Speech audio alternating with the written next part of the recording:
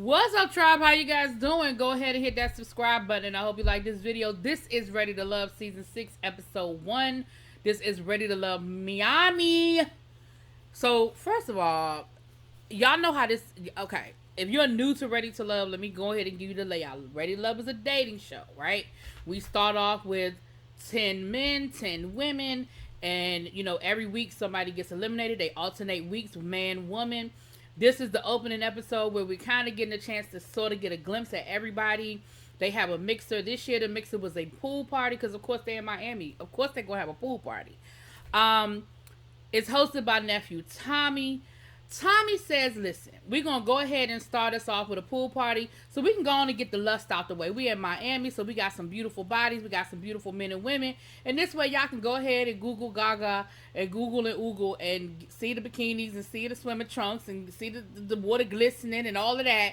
So we can just go ahead and get that out the way and then we can get down to business.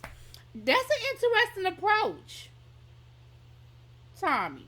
That's a very interesting approach, okay?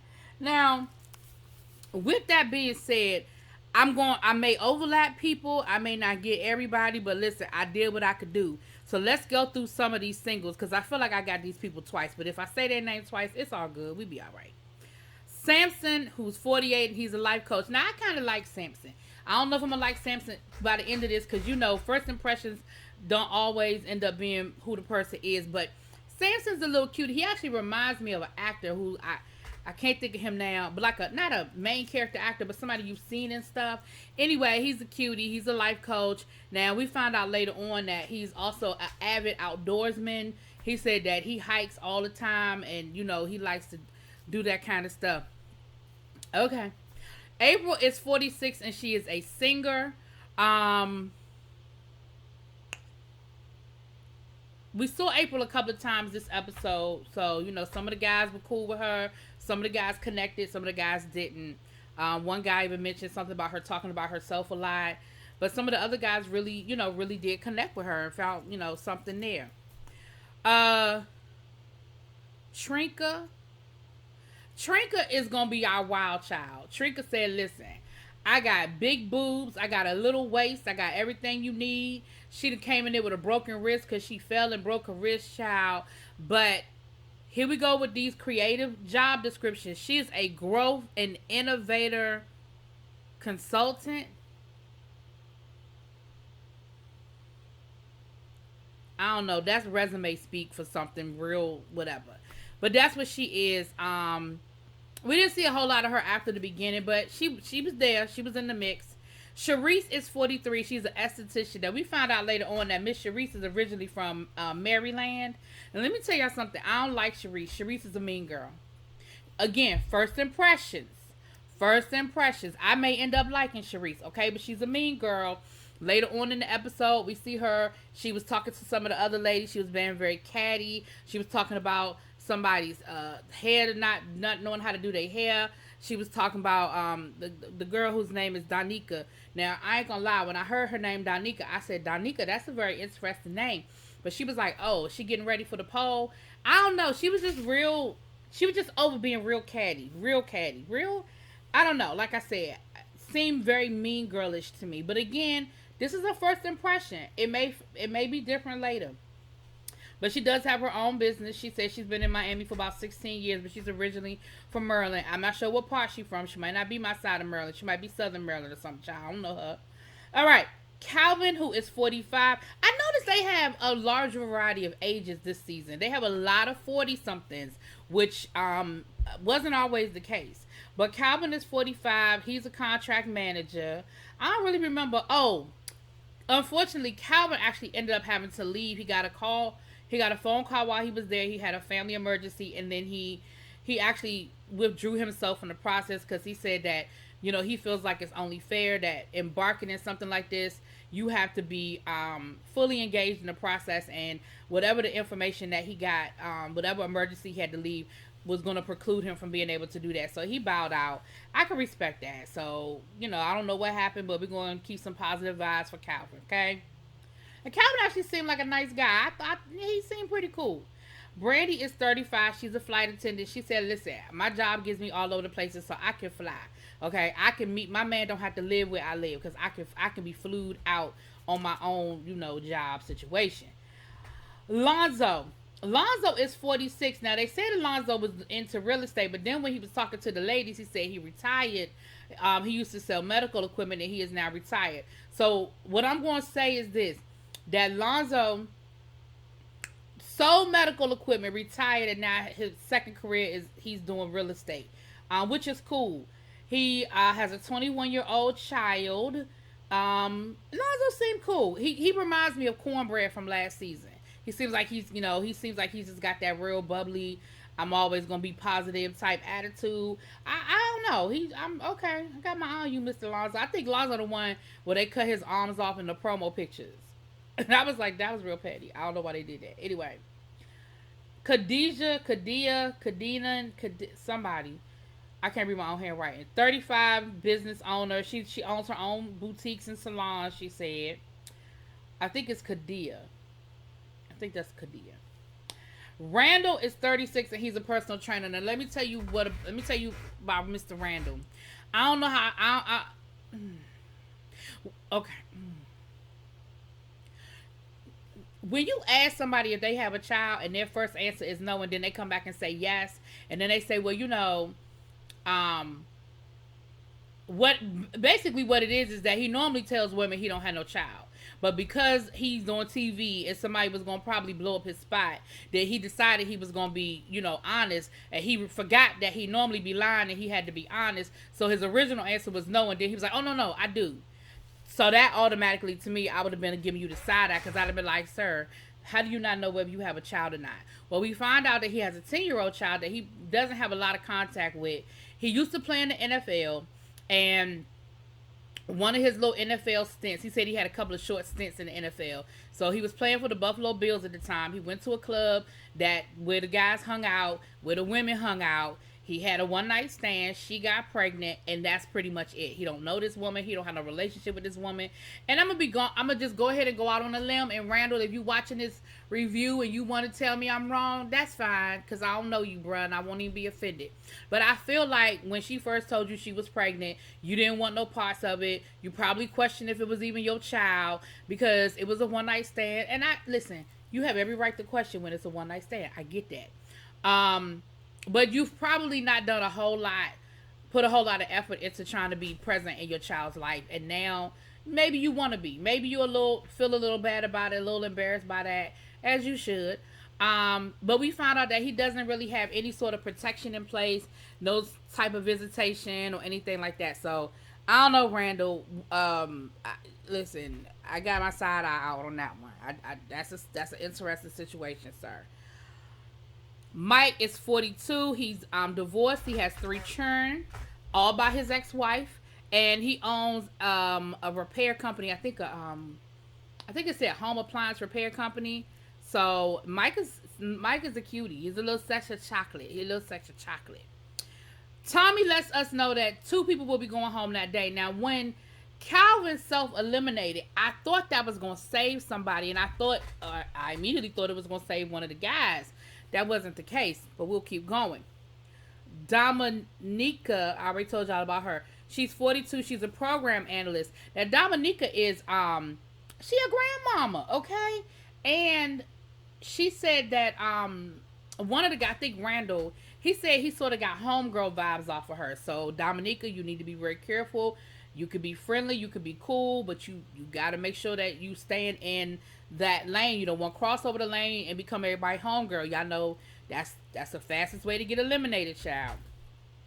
Then we have Sean. He's 38 and he's in real estate. Now, I knew Sean was in trouble because the only little clip they showed us with Sean was when he was talking to, I think he was talking to Kadia or April, one of the two.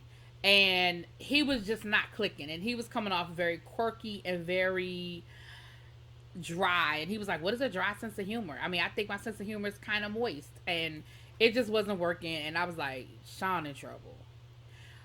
We have Jay. And I feel like I have Jay somewhere else. Because again, they started doubling up at one time. But all I have is J. I don't have an age, and I don't have a occupation. So I feel like I don't know if this was LJ because we do have a LJ. Now LJ is from the Virgin Islands. He's 33. Now he's a risk analysis specialist for the government. He said he's in IT, but he's also a singer, and he gave us a little ditty. He's been single for 3 years. He said his ex cheated on him, and so that was a lot for him to process. Y'all know men don't do well when their heart gets broken. So y'all ladies, be careful about Mr. LJ, because it may be. Then we have Miss Kayla. She's 30. She's a marketing executive. I don't really remember a whole lot more about Miss Kayla. Oh, and she also has a YouTube channel. She says it's a very successful YouTube channel. So I'm gonna have to look Miss Kayla up. Okay. Swayze is 33. He owns a CPR company. Now, here's the thing. Swayze is one of those people where either he's going to rub you right or he's going to rub you wrong. Because there were a few ladies that was really feeling him, and then there was a few ladies that was like, because they were like, he's always on joke time. He can't be serious. Like, whatever. We have Miss Shakira. She's 37. She's a model. Justice is 42. He's an event planner. Now, a lot of the ladies was loving Mr. Justice, okay? He was getting a lot of attention. So, Justice is definitely one of the top guys. We have Loon, 36, and a realtor. Devin, 42. He's in direct sales. Okay. So,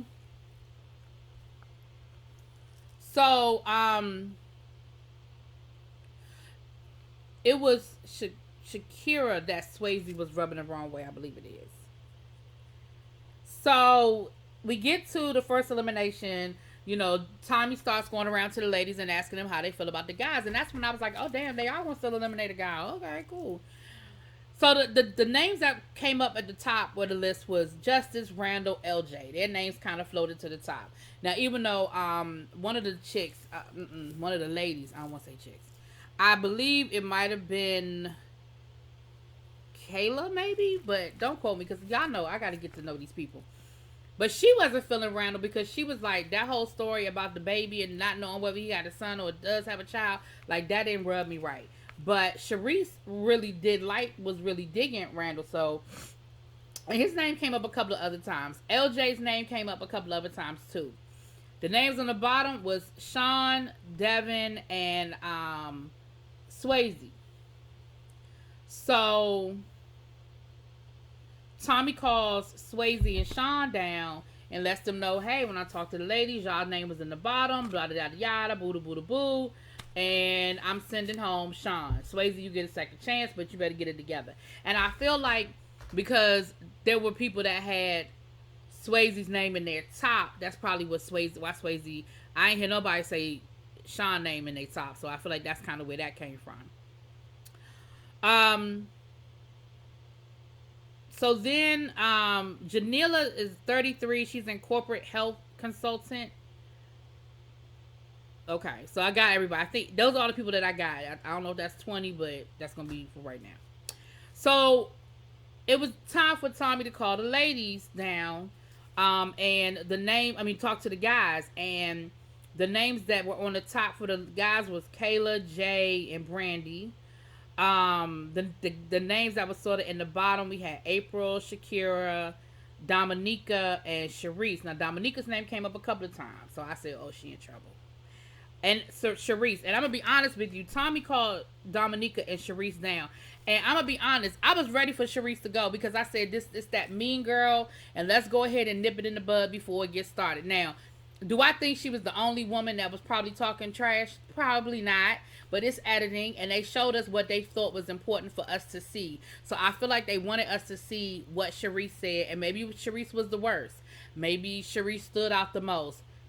Maybe Charisse becomes a major character later on in the season, and that's because we've been doing this long enough to know that when you have 20 people at one time, and when it's time for them to edit, they edit people for a reason. So you saw certain things for a reason. You saw certain women and men in certain conversations for a reason, okay?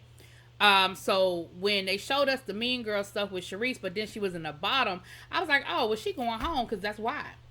But what we found out is that there was going to be no female elimination.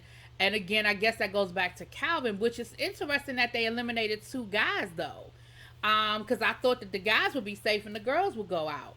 But I feel like what that means is it's going somewhere along the line, it's going to be a double female elimination. They were safe this week, but I feel like there's going to be a double female elimination.